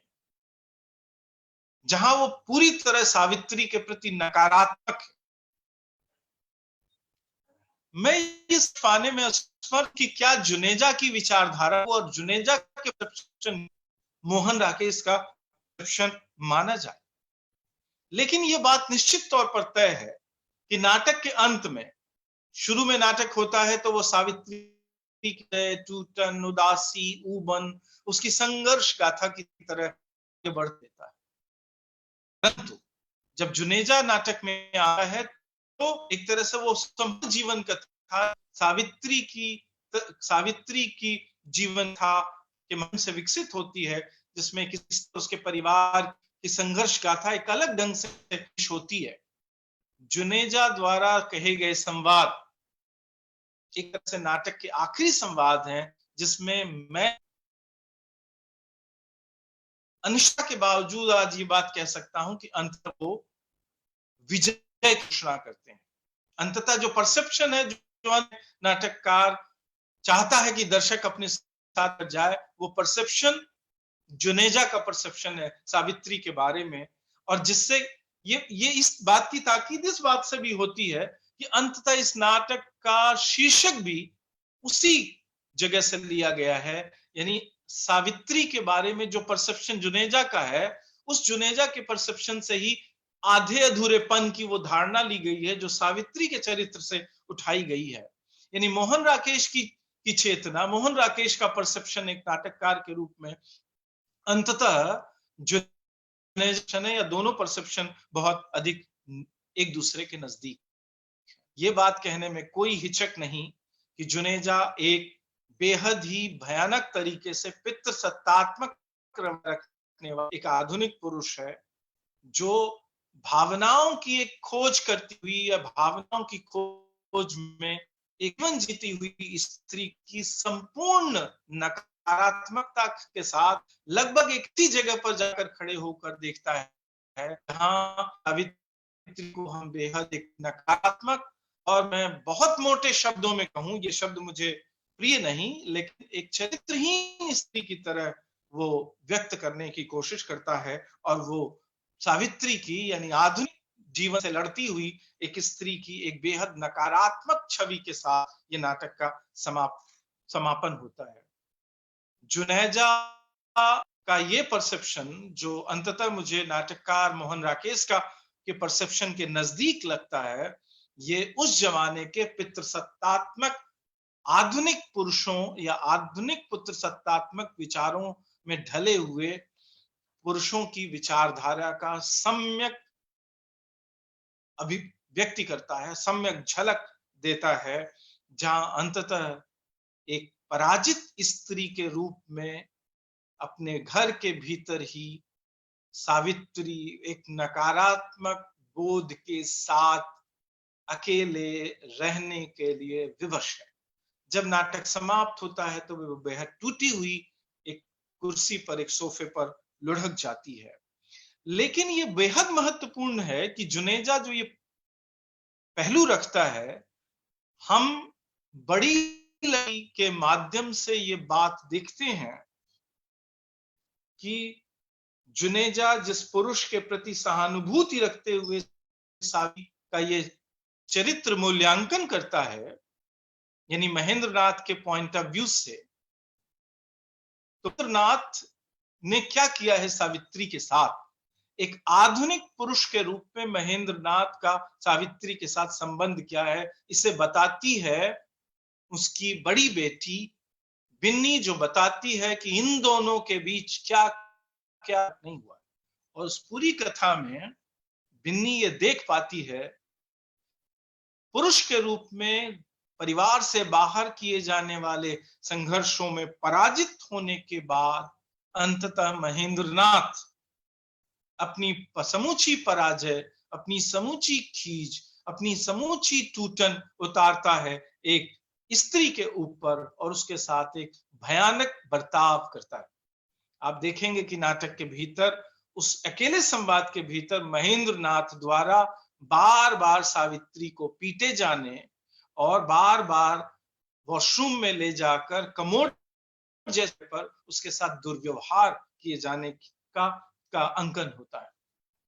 तो यूं तो आप कह सकते हैं, लिबरल होकर कहें, कि मोहन राकेश अंततः दोनों परसेप्शन यानी स्त्रियों का परसेप्शन और पुरुषों का परसेप्शन हमारे सामने रख देते हैं। और जिस तरह से मोहन राकेश और जुनेजा नाटक के अंत में स्त्री सावित्री, पत्नी सावित्री के प्रति हिंसा और अवमानना करने वाले महेंद्रनाथ के प्रति सहानुभूतिपूर्ण रवैया पेश करने की कोशिश करते हैं। यानी सारे दर्शकों की सहानुभूति अंततः पराजित महेंद्रनाथ के साथ हो जाती है, जो अंतिम क्षण में नाटक के भीतर प्रवेश करता है। ये जो नाटककार की सहानुभूति है, जो अंततः महेंद्रनाथ के साथ चली जाती है, उसके माध्यम से ये बात बहुत ही प्रभावी ढंग से कही जा सकती है कि सारी आधे अधूरेपन की वो फिलॉसफी, एक दार्शनिक आवरण रखने के बावजूद अंततः ये नाटक आधुनिक पितृसत्ता के अमानवीय व्यवहारों को पर पर्दा डालने वाले आधुनिक पितृसत्तात्मक दृष्टिकोण का समर्थन करता है। और यही इस नाटक की सीमा है। संभवतः इसीलिए 1990 के बाद आधे अधूरे को उतने दर्शक, उतने रंग मंडल, उतने निर्देशक नहीं मिले हैं जितने की आषाढ़ का जैसे मुक्त नाटक को मिले हैं, जहां अंततः दर्शकों की सहानुभूति मल्लिका जैसी एक स्त्री पात्र के साथ होती। मैं निष्कर्ष दे रहा हूं, पर ये बातें हुए आज बात खत्म करता हूं कि क्या मोहन राकेश के मन में स्त्री के प्रति जुड़ना है का शिकार है। अंततः नाटककार रचनाकार मोहन को पुरुष के प्रति भावुक, त्याग वाली, समर्पण करने वाली, पुरुष के लिए अपना जीवन होम करने वाली भावुक कोमल मल्लिका जैसी स्त्रियों की चाह है, और अपने लिए संघर्ष करने वाली, जीवन का एक कोना खोजने वाली, अपने ढंग से जीवन का निर्माण करने की कोशिश करने वाली, पुरुषों का मुकाबला करने वाली, पुरुषों की वैचारिकता और उनकी पितृसत्तात्मक आचारों व्यवहारों का सामना कर सकने वाली सावित्री के प्रति सहानुभूति नहीं है। मोहन राकेश को मल्लिका से सहानुभूति है, परंतु सावित्री से सहानुभूति नहीं है। क्या मैं रचनाकार नाटककार मोहन राकेश के बारे में ये बात विश्वास के साथ कह सकता हूं? शायद नहीं, परंतु मेरे मन में ये सवाल तो जरूर ही बहुत गंभीरता के साथ उभरता है। दोस्तों, लंबा वक्त मैंने आपका लिया है, और इस लंबे वक्त में लगभग 100 मिनट के इस समय में मैंने कोशिश की है कि मोहन राकेश के तीनों नाटकों के माध्यम से उनकी